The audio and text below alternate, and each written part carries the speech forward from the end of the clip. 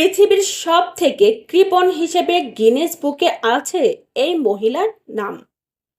হেট্টি green ইতিহাসের অন্যতম ধনী ও সবচেয়ে কৃপণ মহিলা। তার সম্পদের পরিমাণ আনুমানিক 2.3 বিলিয়নেরও বেশি। হেট্টি গ্রিন 1835 সালে আমেরিকায় জন্মগ্রহণ করেন। তিনি একজন ধনী ব্যবসায়ীর একমাত্র কন্যা ছিলেন। তিনি তার পিতার কাছ থেকে উত্তরাধিকার সূত্রে পেয়েছিলেন 7.5 মিলিয়ন আনুমানিক সম্পদ। যখন তার বয়স 21 বছর, তিনি ওয়ার্ল্ড স্ট্রিটে তার অর্থ বিনিয়োগ করার জন্য নিউ ইয়র্কে বসবাস করতে চলে আসেন। তাকে একসময় ওয়ার্ল্ড স্ট্রিটের রানী বলা হতো।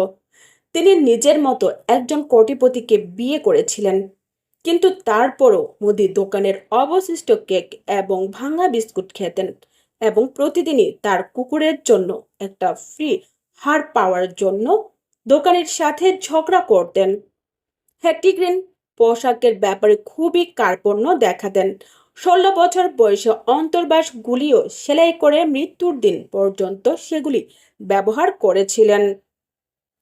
তিনি কখনোই একটি পয়সা খরচ করেননি, তাই বলা হয় যে তিনি কখনো গরম জল ব্যবহার করেনি। তিনি যে কালো পোশাকটি পরতেন তা পুরোপুরি জীর্ণ না হওয়া পর্যন্ত পরিবর্তন করেননি।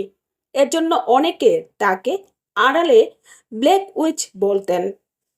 তিনি মাত্র 2 সেন্ট দামের একটি পাই খেয়ে বেঁচেছিলেন বহুদিন। হেক্টির কৃপণতার কারণে তার ছেলের একটি পা কেটে ফেলতে হয়েছিল, কারণ যখন ছেলেটির পা ভেঙে যায় তিনি কোনো টাকা খরচ না করে বিনামূল্যে চিকিৎসার জন্য খোঁজ করেছিলেন। হেট্টি গ্রিন 1916 সালে নিউ ইয়র্ক সিটিতে 81 বছর বয়সে মারা যান এবং বিশ্বের সবচেয়ে কৃপণ ব্যক্তি হিসাবে গিনেস বুক অফ ওয়ার্ল্ড রেকর্ডসে প্রবেশ করেন। তার মৃত্যুর কারণ ছিল কাজের মেয়ের সাথে ঝগড়া। মেয়েটি বেতন বাড়ানোর জন্য বলেছিল।